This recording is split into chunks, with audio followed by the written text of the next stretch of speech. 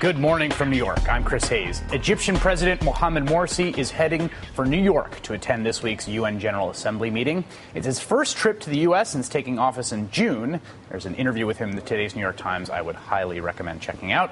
And Libyan authorities announced late last night that any armed groups not authorized by the state would be broken up after Libyan protesters stormed the headquarters of several Islamist militias. More on Libya in just a moment. Right now, joining me today, we have Irshad Manji, author of Allah, Liberty, and Love, The Courage to Reconcile Faith and Freedom, and director of the Moral Courage Project at New York University, which is a great name for a center of study. You're smirking. No, I just think it's great to be like, well, what do you do? He's like, oh, I just run a Moral Courage Project.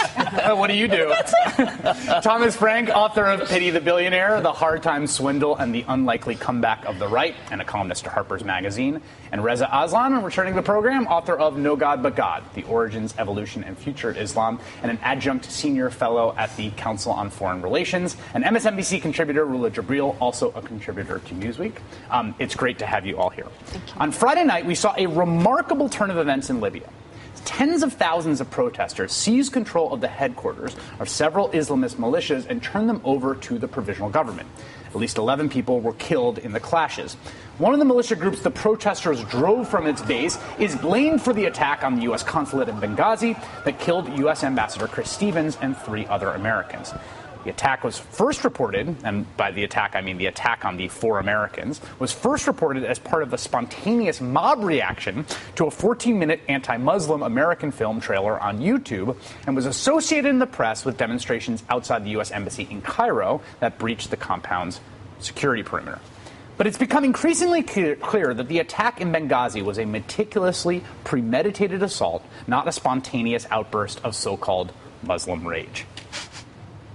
What happened in Benghazi was a terrorist attack, and we will not rest until we have tracked down and brought to justice the terrorists who murdered 4 Americans. Meanwhile, in Pakistan, the anger in the streets seems to be focused on the anti-Muslim video. As many as 19 people died in violence that erupted there on Friday. Pakistani Prime Minister Raja Pervez Ashraf has asked the United Nations to come up with a resolution banning hate speech across the world. On Wednesday, UN Secretary General Ban Ki-moon was quoted as saying, quote, "When some people use this freedom of expression to provoke or humiliate some others' values and beliefs, then this cannot be protected in such a way." Not sure about that. Ban's comment came the same day a French weekly published a cartoon lampooning the Prophet Muhammad. Here's what I want to talk about first, because there is a lot. And so I want to make the point up front that what ends up happening, and I am as guilty of this as anyone, because I am not an expert in the Muslim world at all. Everything gets sort of bundled together. So it's like they over there are freaking out is kind of the story. But then it's like, well, actually 10,000 people were in the streets in Sana'a in Yemen to protest immunity for Saleh, who was the dictatorial, propped-up U.S. dictator who has since been pushed out. And people in Egypt have some other complaints, and people in Tunisia have some other specific complaints. So I want to sort of disaggregate a little bit, just sort of. Let's talk about Libya first, because to me, what's amazing is the story we heard about Libya was an upsetting and terrifying one. It was, there's some video on YouTube that you have never heard of, and by you I mean American news consumer, that someone found in Libya, and now people freak out, and 4 Americans are dead, murdered. And that is not the story at all, right? I mean, we are now learning that isn't what happened at all. How should that change how we understand the story of what is happening right now? Surprise, Chris, the elites got it wrong again? That's right, exactly. the media screwed up. What's going on here? The media screwed up, and also the government engaged in, and by the government I mean the Obama administration, in what they said, I think distorted the story quite a bit. That's absolutely true. And this is the thing that was most disturbing to me, is the way that Jay Carney and Susan Rice and even President Obama kept spinning it as though this was a spontaneous protest, because frankly, I think that's a better, that gives him a little bit more of an umbrella of protection to say that this was a spontaneous protest. You're saying political protection. Right, than to admit that this was an actual Al-Qaeda-inspired assassination of an American ambassador. That's difficult thing to talk about because then questions come up about, well, why didn't we know about it, etc. Why didn't we stop it? And I think one of the most underappreciated aspects of the story, and I think you alluded to it there in your intro, Chris, is how moderate Muslims have really stepped up and made their voices heard in this entire scenario. I mean, I won't speak for the other three on the panel by any stretch, but for me, this is the first time that I've seen images of moderates holding up signs. We love you, America. Right. This is not who we are. Please forgive us. God bless Chris Stevens. And for anybody to say that because of what's happened is all doom and gloom, I'm thinking, oh my God, it's actually the opposite. Right. You guys have been calling for moderates to come out of the woodwork. Here they are. And they have now voice. Give them credit. Right. Yeah. Now give them credit. Yeah. There's another aspect that was very disturbing. The way the media here in the U.S. used that. And you had the cover from Newsweek saying Muslim outrage, and they're all the same, and people speaking. I mean, there's an industry here of Islamophobic groups that use this for political reasons. And I'm sorry to say that. Part of the people that says, don't vote for Obama because secretly he's a Muslim, and use that to say, we are in war with Islam, not even with extremists or Al-Qaeda, with Islam. It confuses actually and undermines the work of these mothers that she talks about, that Reza talks about.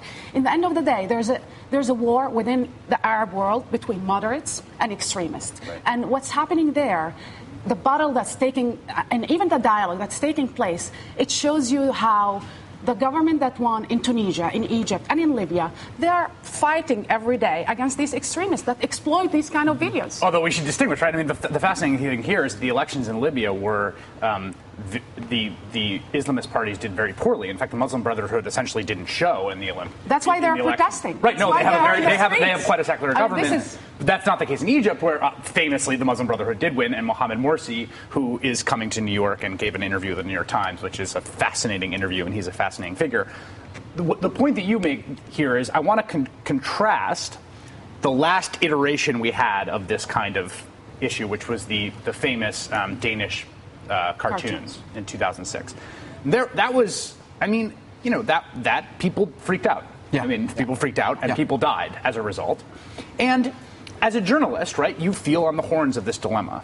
And I want to get to the horns of that dilemma. But first, I want to talk about what is different now between 2006, Danish cartoons, because I think the American media has the script in mind of that, and that's the story they've been writing. Right. But what is happening in the Arab world post-Arab Spring is actually quite different. Two things. One is that, as opposed to the protests of the Danish cartoons, this isn't a top-down thing. So in other words, in 2006, you had Mubarak and Saleh and Gaddafi who were actually promoting these protests, using them as a way to stoke anti-American sentiment. At the height of the Iraq War, 2006, at the height of the war on terror, which was, I think, quite rightly seen across the region as a war against Islam, and a deeply anti-American time. In 2012, this is very much a ground-up thing. I mean, these are just spontaneous protests, people who are, in some ways, actually offended by the film, but also who are using the film as a pretext for their own political agendas. And so we have something now that we didn't have back then, which is this sort of cacophony of voices, other voices who have an opportunity to make themselves heard in a way that under a dictator they would not. And then the second thing, and this is important too because it goes against this narrative about how this is an indication of Obama's failure in the Middle East, is that in 2006, the middle of the Muslim world also joined these protests because it was very easy to see them as part of the larger issue of resistance against war against Islam, you know, anti-Bush, etc. Right.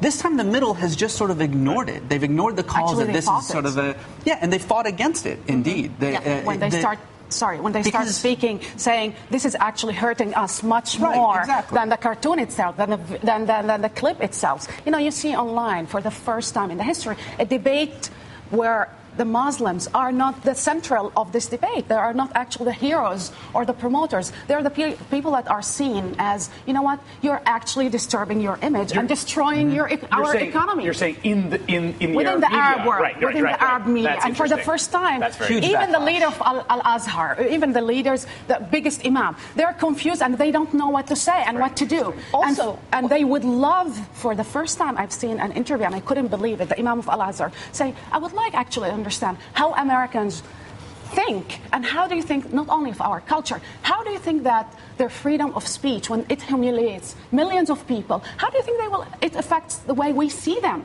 Hard to recall that, in 2005, at the height of the cartoon crisis, social media wasn't nearly as developed as it is now. So there weren't as many opportunities back then for moderates to get their voices heard, to push back, Rula, as you say. Today, of course, that's a very, very different scenario. And that's exactly what we're seeing. And I am not sure in 2006, here in America, in the West, we wanted to hear these moderates because the whole debate was, this is our agenda, this is what we want to do, this is the way we see the Arab world, and that's it. I want to talk about how this public sphere has developed, and also some extremely disturbing comments out of Pakistan today from the railways minister, who I didn't think I'd be talking about the Pakistani railways minister today, but it looks like we will. Finally. Right after, exactly. Yeah. That's for 2 hours, right after we take a break. So there's two arguments that people make. There's a philosophical argument about liberal values, right? Which is that, the famous line about the antidote to bad speech is more speech. And that's this fundamental kind of liberal belief. And part of what I'm hearing from you is that is at some level playing out a bit right now in the post-Arab Spring world, which is that the restricted public sphere of the past with basically state media and Salafi media as the only alternatives, is now been replaced by a broader and more spacious public sphere where there's now these internal debates happening. The other argument that we've heard in the wake of the Arab Spring and the elections in Egypt particularly, right, which has created this big dilemma, I think, for American foreign policy, right, which is we no longer have the client dictator. We now have a democratic nation, but they've chosen to elect Muslim Brotherhood representative. Will the Muslim Brotherhood in power act in a way that is, quote, more responsible than they would out of power? And I think we've seen some very interesting evidence. What is your sense of how the Muslim Brotherhood regime in Egypt has comported itself with respect to this in the wake of the demonstration? Well, look at what happened with Morsi, right? When the film first came out, Morsi really seemed to side with the Salafis, the people on the right who are really giving him a lot of pressure, saying that he's not really representing Egypt. He's on this knife edge between the people who helped elect him and the government, the United States, that helps support him. And as soon as Obama put a little bit of pressure on him, he realized that he's no longer a member of the Muslim Brotherhood. He's no longer the opposition. He's responsible for an entire nation. And that 180, where he immediately began condemning the violence, talking about, he condemned the movie as well. Right. But I'm not going to endorse the movie. Yeah, but condemned the violence and came out and called for peace, for peaceful protests. I think that's what we want to see from a regime in power. You're right to a certain extent. I think the interview. You were just in the region, by the way, right? Yes, I was visiting Beirut, Syria, in Egypt, and it's fascinating to see that. I think it's like Obama in the beginning, and I'm sorry, I don't want even to compare, but he's still not fully the president of Egypt. He's still understanding whether he's still the Muslim leader, or because that's why he was hesitant in talking in the beginning. He didn't step in. But you know what? The interesting thing that if Mubarak was in place, he would have harassed and brutally suppressed the mobs. Brutally. Used them in the beginning, but then suppressed them to show his power to the U.S. What he did, he actually opened up a little bit, saying, this is freedom of speech. We will use that. In the same time, when it became violent, the police, he didn't give a straight order. Look, the rule of law, which is the principle of any democracy, equal citizenship, rule of law, accountability, these are non-negotiable. He did not step into that immediately, and that shows that he is still figuring it out, whether he's really representing all Egyptians or not. The only positive things, and I'm sorry to add this, is that he immediately said, don't attack Christians, because he knew that would hurt him. Right. Do you guys think, though, that ultimately, because Egypt is the second largest recipient of U.S. foreign aid, that at the end of the day, or even in the middle of the day, Morsi is going to need to convey all of the right signals to the U.S. government? Do you think that factor matters? The Egyptian military. It's not the people. So he wants to dismiss the militaries, and what he did this summer was a clear sign. Look, I'm the civil government. I'm the one in charge. I'm the guy that's running the show today. You talk to me, and I use the money the way I want. I think that it's appropriate. Yeah. When he said lately in a declaration, said America needs to partner with us. We are not subordinate, and they don't control us through their power. They don't buy the consensus the way they did with Mubarak. I think it was a very smart call on that. His interview in the New York Times is just fascinating, because he's a fascinating figure, and he's a fascinating figure for precisely the reason you're saying, which is that, when we saw, I think, watching the Arab Spring from across many miles here in the U.S., there's this incredible feeling of hope, and then there's this sort of worry about what is being unleashed, and there was a sort of back and forth. And to watch this government confronted with this issue. I mean, they had called for protests of the film, right? Officially Muslim Brotherhood sponsored protests, and then withdrew that call, right? After the President Obama very pointedly referred to them not quite as an ally in his talk with Univision. The place now where it seems that this is the most worrisome is now in Pakistan. I mean, Pakistan, we are seeing something that, to me, looks a lot more like the 2006 Danish cartoon. I mean, you have 19 dead. You have buildings being burned. You have, today, this is news we just got. So this is the Federal Minister for Railways in Pakistan, Ghulam Ahmed Bilor, and Saturday announced a $100,000 bounty on the American who produced the film. I announced today that this blasphemer who has abused the Holy Prophet, if somebody will kill him, I will give that person a prize of $100,000. I also invite Taliban and Al-Qaeda brothers to be partners in this noble deed. That's what you He's running for office and there's elections. Yeah, that's right. That's true. That's right.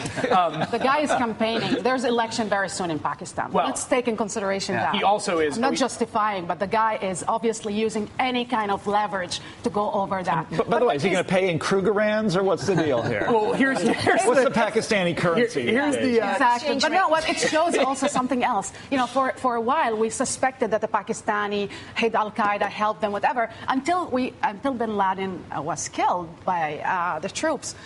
Nobody actually pointed directly the finger to the Pakistani government. Now they're saying it obviously, clearly. I mean, there are also somebody that this country receives so much money that goes directly to the army, and the army control the country. And he is this politician who is in a very fringe party that got about 2% of the vote. Right, that's part of the broader ruling coalition. This is not Here it's called we the need Awami, to put a set of conditions here. It's called the Awami National Party, right? So they represent about 2% of the parliament, but they're a Pashtun nationalist party whose constituency is primarily in the Northwest Frontier province, which is the province that we daily bomb with drones. I mean, his constituents are the people who are on a regular basis being killed by these bombs. So this is just an opportunity for him to really use that intense anti-Americanism in Pakistan, which is real, as a way, as Rula was saying, to sort of...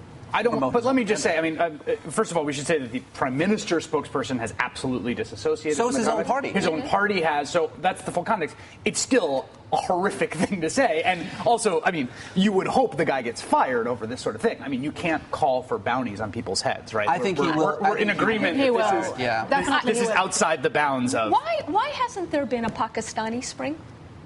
Well, I think part of it has to do... That's an interesting question. Yeah, I mean, the society in Pakistan is so complex. I mean, not just economically stratified, but there is really a sense that the politics of it, where, this is a military regime, despite the fact that there is a veneer of democracy, that the politics of it is almost feudal in that country. I mean, you have these politicians who generation after generation are in the same position over and over again.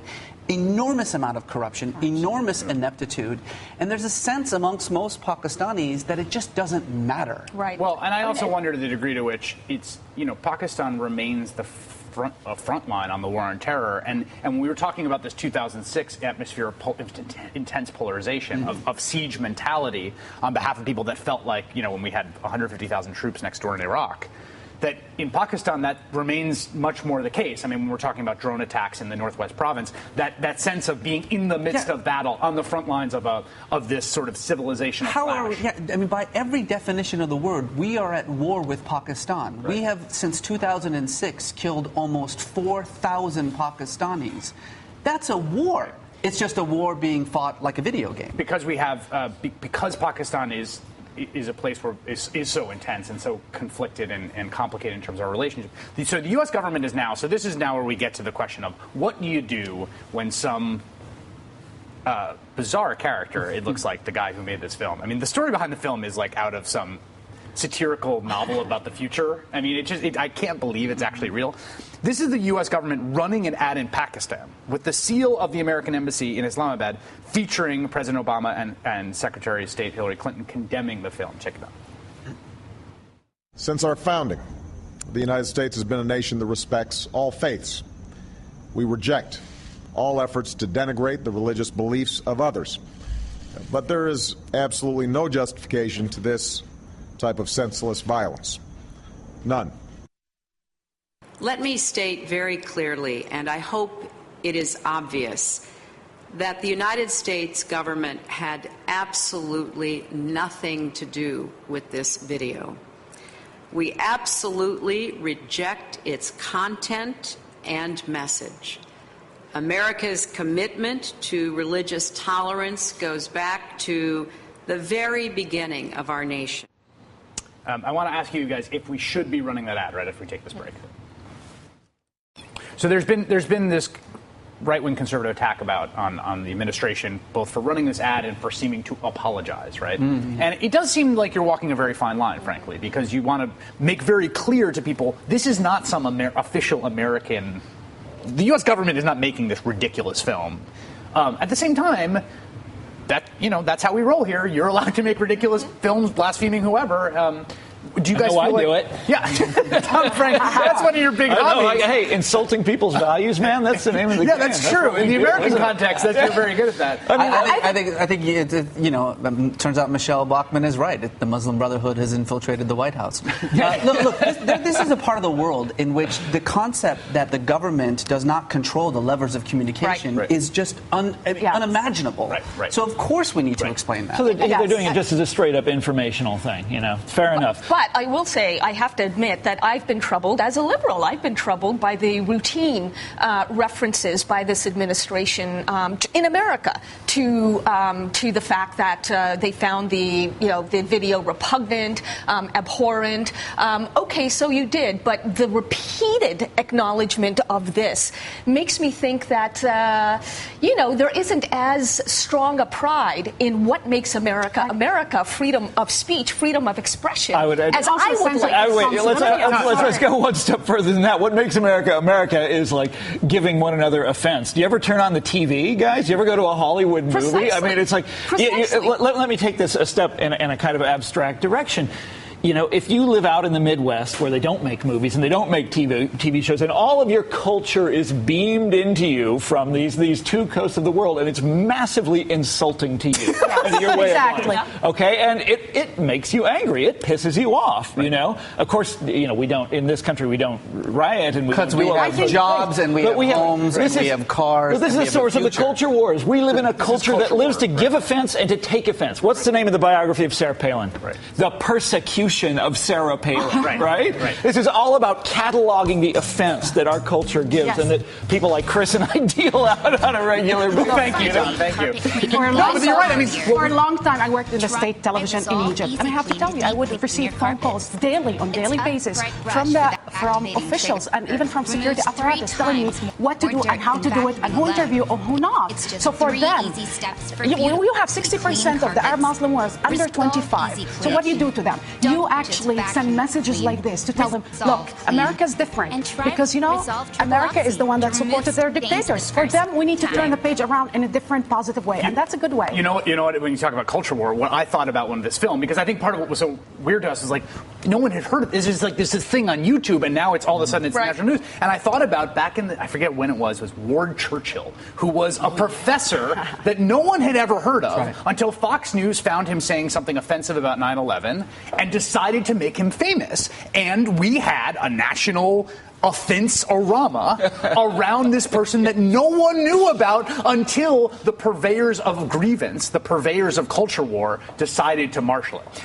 Irshad Manji, author of Allah, Liberty, and Love, The Courage to Reconcile Faith and Freedom. Thank you for being here. Reza Aslan, author of No God But God, The Origins, Evolution, and Future of Islam. And MSNBC contributor Rula Jebreal, also with Newsweek. It was great to have you here. I want you to come back as this develops. It was a great conversation. Thank you.